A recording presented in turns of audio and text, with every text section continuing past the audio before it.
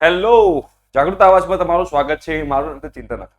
હવે બેટા તમે સેમેસ્ટર 2 અને સેમેસ્ટર 4 ના વિદ્યાર્થીઓ, આઈ હોપ સો કે તમારી એક્ઝામની પ્રિપેરેશન સારી ચાલી રહી હશે અને હું આશા રાખીશ કે તમે બધા જ લોકો સરસ રિઝલ્ટ લાવો સેમેસ્ટર 2 અને સેમેસ્ટર 4 માં.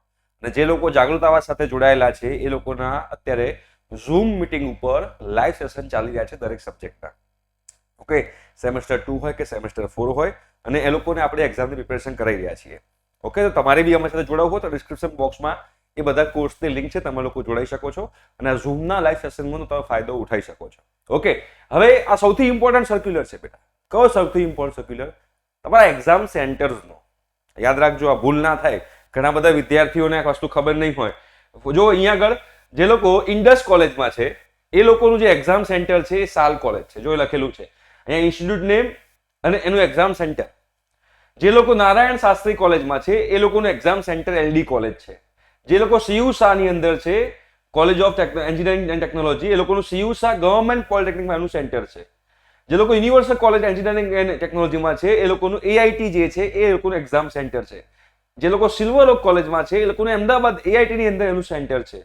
બરાબર. અમીરાજ કોલેજ વાળાનું બી અલગ સેન્ટર છે, એપોલો વાળાનું અલગ સેન્ટર છે, અદાણી ઇન્સ્ટિટ્યૂટ જે છે એનું સેન્ટર અલગ છે, ડાલિયા ઇન્સ્ટિટ્યૂટ જે એનું સેન્ટર અલગ છે, GIT Gandhinagar institute of technology Gandhinagar એનું સેન્ટર અલગ છે. તો જે તમારી જે કોલેજ છે એ કોલેજ તમે અહીંયા ચેક કરો અને આ સર્ક્યુલરની લિંક હું નીચે ડિસ્ક્રિપ્શન બોક્સમાં મૂકી દઉં છું. એક્ઝામ સેન્ટર કરીને હશે, એક્ઝામ સેન્ટર સર્ક્યુલર લિંક, એની પર તમે ક્લિક કરજો એટલે તમને આ બધા ફોટોઝ તમને એમાં જોવા મળી જશે.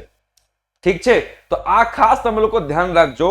તમારી કોલેજ સ્ટાર્ટ થાય, તમારી એક્ઝામ સ્ટાર્ટ થાય એની પહેલા તમારી કઈ કોલેજ છે અને સામે કયું સેન્ટર છે એ તમને લોકોને ખબર હોવી જરૂરી છે. બરોબર. તમે લોકો રેમેડિયલ એક્ઝામ આપવાના હો, સેમેસ્ટર 1 ની રેમેડિયલ એક્ઝામ, સેમેસ્ટર 3 ની રેમેડિયલ એક્ઝામ, સેમેસ્ટર 2 ની રેમેડિયલ એક્ઝામ, જે પણ હોય બધા માટે આ વસ્તુ સેમ છે. ઓકે, એટલે કે સેમેસ્ટર 1 થી લઈને સેમેસ્ટર 4 જે અત્યારે સમર 2024 ની એક્ઝામ થવાની છે એ સમર 2024 ની એક્ઝામ માટેની હું વાત કરી રહ્યો છું. બરાબર, ક્લિયર છે? જો અહીંયા આગળ students have to bring the theory practical exam hall ticket with them on the day of examination and refer timetable available on GTU website.